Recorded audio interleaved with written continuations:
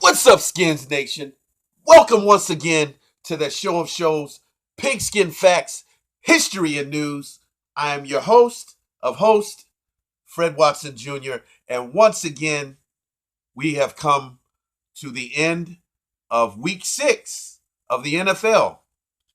And I can say that there were a lot of good things that happened this past weekend. For instance, the NFC East. Every team lost except, and I'll get there. The Giants played the Patriots Thursday night. Patriots beat the Giants 35-14. Philadelphia Eagles.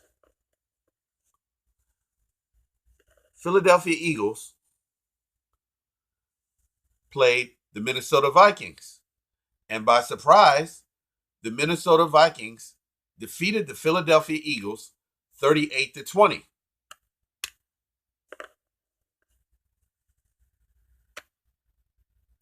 Before I go on, this is your first time watching. Thank you. Hit that subscribe button, the red button below. And if you have any comments, scroll down to the bottom. If you have any thoughts, ideas, or just something you want to share about the show or any kind of input that you have, feel free to fill it out. If you're a normal subscriber and you've been faithfully watching, much love to you, Skins Nation. Appreciate it.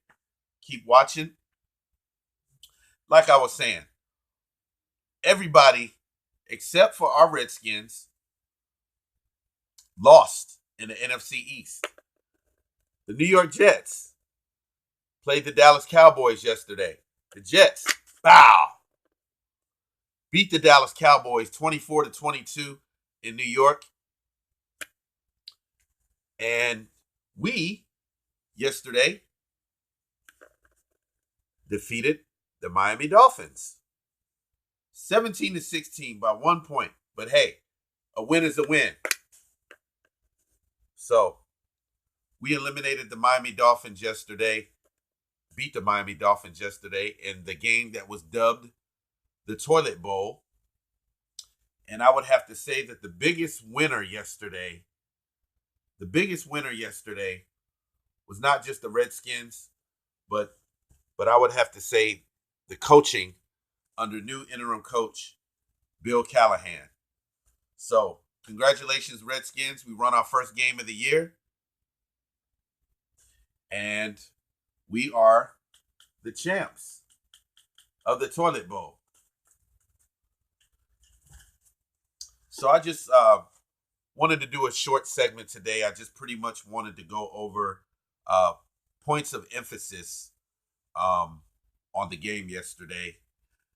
Kudos to interim coach Bill Callahan. He prepared the team. He's implemented changes in the practices. He's kind of changed some things, tweaked some things to his liking. He's more or less like an old school coach who believes in, going over the fundamentals of the game, working on fundamentals. And like I was saying in the last segment, fundamentals, practice over and over again, emphasis on the fundamentals of the game leads to success on the field. Fundamentals of what kind? Fundamentals like in the offense. For instance, when we run the ball security, passing the ball, the quarterback, footwork, planning on that back foot, throwing the pass, fundamentals, blocking on the offensive line, not getting penalties, but doing it properly with proper technique, blocking, execution, fundamentals of the game. On defense, tackling, breaking through the offensive line, using technique, not getting penalties, corners and safeties, covering their man, turning their head around when the ball is thrown, footwork, and just strategies of the game in itself. Just fundamentals. Fundamentals practiced over and over again, worked upon hard, will lead to success on the field. Kudos to Coach Callahan also. I didn't make mention on the last segment, but going back to our rookie quarterback, Dwayne Haskins, he's going to have Dwayne Haskins taking first team reps because he stated that, our backup quarterbacks, they need to be ready. They need to be ready and prepared because anything can happen. Our starting quarterback could get hurt and, anything, game time situation. And Gruden just did not prepare our rookie Dwayne Haskins for that. He just threw him in the fire. But Coach Bill Callahan is taking the correct approach. He's going to give our rookie quarterback first team reps and get him more up to speed on the playbook and basically prepare him, get him ready, which I've been saying for a little while now. Get him ready.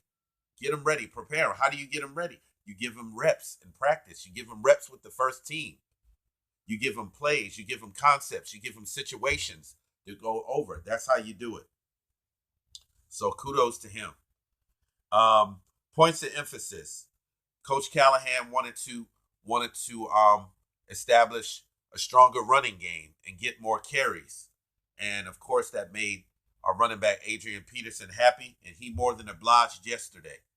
I think he had about 19 carries or so. I could be wrong, maybe more, about right around that. About 19, 20 carries or something like that. I think as a team total, I think we had 33. We ran for, I think it was 145 yards total. 118 of those yards were ran by Adrian Peterson, and the offensive line did a very good job yesterday. They had fewer penalties. They were able to push that Miami defense back and allow holes to open and Adrian Peterson to run through. So kudos to that because we were like dead last in the league in rushing. And I think yesterday we reestablished what we've been wanting to do all season is run the ball, and they did that very well yesterday. Points of emphasis number 2, Terry McLaurin. He had another great game. I mean, what can I say about this rookie? First rookie in NFL history to have 5 receptions in the first 3 games and a touchdown. And he came close to continuing that trend yesterday. He had 4 catches. He had 4 receptions for 100 yards, but he had 2 touchdowns. So he has about 5 touchdowns on the year already. So he's the leading receiver on the Redskins. He's just having an awesome rookie campaign. He's getting it done. He's getting it done. Scary Terry is a nightmare to NFL defenses. Scary Terry is a nightmare to NFL corners and safeties, defensive backs. And if he can stay healthy and they can consistently get the ball to him, oh man, he's just gonna have a monster year. Who knows? He might even claim the Rookie of the Year. And so far, he's playing like it because he's getting it done. He's getting it done on the field. He's fast. He's a speedy receiver. He runs precise routes. He runs his routes very well. And with his speed, he creates separation. And if you watch the Miami game yesterday, he did that on both of his touchdown scores. He created separation with his speed and his precise route running. And he just did an excellent job. And I'm just looking forward to seeing him continuing the trend. And it's going to be exciting to see when quarterback Dwayne Haskins gets up to speed in the offense and he's ready and he gets the concept of the game and he's actually playing. Him and Scary Terry had a connection in college. They both, of course, played with each other at Ohio State. So Keenum threw him 2 touchdown passes yesterday, but just imagine when our quarterback of the future comes in and he hooks up with Terry McLaurin because they both have chemistry together. So that's going to be an awesome sight to see when it happens. Points of emphasis number 3, the defense.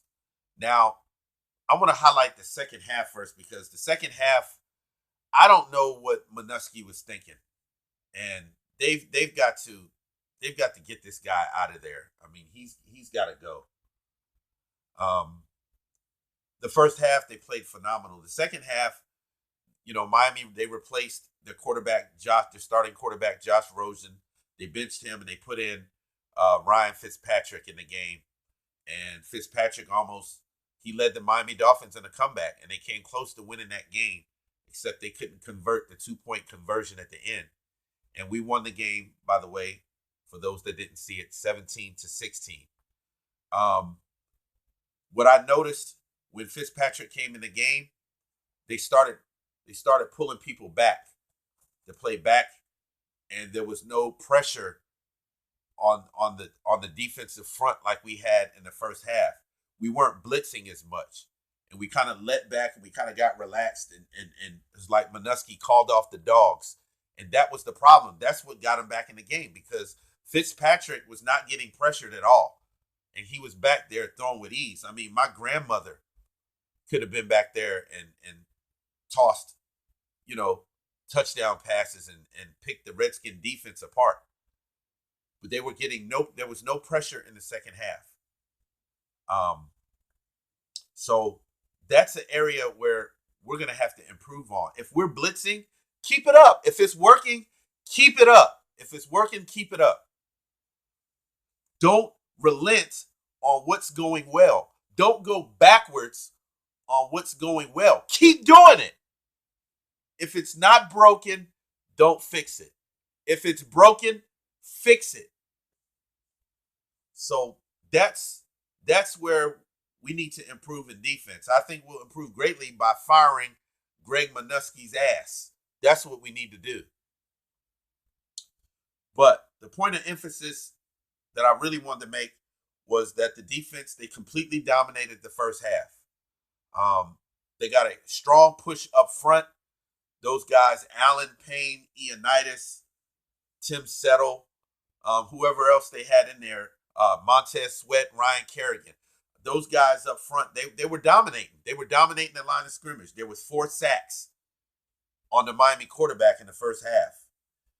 They controlled the line of scrimmage, and they basically lived in the Dolphins' backfield. They were stopping the run. Miami could barely pass the ball, and there was constant pressure. And that's what we need to do is we need to keep that up for 4 quarters. But Jonathan Allen had a sack. Matt Ioannidis had a sack. There was somebody else, I can't remember who, had a sack. One of the backups on the defensive line had a sack. Kudos. Even strong safety Landon Collins came up with a sack. And then yesterday they got off the field a lot better. They came up with stops when they needed it most, especially at the end of the game. They held the Dolphins to 3 of 12 on third downs. That's only 21%. Major improvement. So kudos to the defense. As a unit overall, they did well. They did well enough to win, and they scored enough points on offense to win. Quentin Dunbar, he had another interception. He had his 3rd interception of the year. Tip the cap to you. Kudos, Quentin Dunbar. He's playing excellent football. Sean Dion Hamilton, our linebacker, he had a pick yesterday. Tip the hat to you, sir. Great job. So we did a good job yesterday, and we did a lot better on third downs. And I think that we're missing maybe a couple pieces from the defense, and I think we can become championship caliber. Josh Norman, I'm not feeling him. He's garbage. Ed Oliver calls him toast. I call him charcoal briquette because he's burnt. It's black and it's scary. We need to invest in drafting a corner in a draft. Tight end Jordan Reed is recently placed on IR. It just might be the end for him. Could be the end for his career. I think we should let him go, part ways. Draft a tight end in the draft. I think we need to focus on offensive linemen to build around our quarterback, our rookie quarterback, Dwayne Haskins, for the future. Start investing in a stronger line. And I think we need to go high on an offensive lineman. A lot of people are probably thinking Chase Young, that edge defender from Ohio State who's a monster. We could go that option too. So we'll see. We'll see what happens. Another point of emphasis, great coaching and preparation by Coach Callahan. Tip the hat to you, sir. I would give the game ball to Coach Callahan. He prepared the troops. He changed some things in practice, implemented game time situations. He focused more on that. He even added referees to the practice to keep the offense and the defense honest and to make them more aware of what they're doing on the field. And there were less penalties in the game by us, so that was major improvement. I saw more discipline on our team throughout the game, better discipline. So kudos to Coach Bill Callahan for rallying the troops and preparing them. And a final shout out, kudos. He called his first game, Kevin McConnell. I tip the hat to you, sir. Great play calling yesterday. Did well for his first game, and I'm just really excited to see what they're gonna do moving forward. The offense could have been a little better. The offense could have been a little better. Case Keenum, come on, guy, you gotta help us out. You gotta. He almost threw a near interception yesterday on a just a stupid play. I mean, he was just trying to escape the pocket and elude defenders, and he just kind of threw the ball up, and it almost got intercepted. I don't know. He's just playing like garbage. The first game in Philly, he was phenomenal, but since then, it's just like he hasn't gotten on track. So I thought he threw the ball to Adrian Peterson, and Adrian Peterson got close to the goal line. If he wouldn't have fumbled, there was a handoff to him, and I think it was maybe second down, I think. And it was second down. Handed the ball off to Adrian Peterson. He kind of dropped the ball and fumbled. I think he could have gotten the end zone, and that would have cushioned the lead. And it could have been 21-3 instead of 17-3, and it would have been a nice little cushion because Miami had a ferocious push comeback at the end. But I think the offense, we did well running the ball. I think passing the ball, we're just going to have to continue to improve on the offensive line and holding up blocks and giving our quarterback time to throw. We need major improvement there. But overall, we did enough to win the game, and that's what mattered in the end.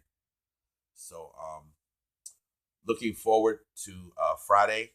Our next opponent will be San Francisco 49ers. So I'll be doing a little more in-depth game analysis on Friday. So I will see you guys on Friday. And you guys have a good week. So that's all I have. And thank you for watching. Continue watching. This is your first time. Hit that subscribe button at the bottom. If you have any comments, please leave your comments. I would love to read them. And that's it. So y'all have a good week. I'm going to catch y'all on the flip side. Once again, this is Pigskin Facts, History, and News. I am your host of hosts, Fred Watson Jr., and I'll see y'all next time. And I say peace.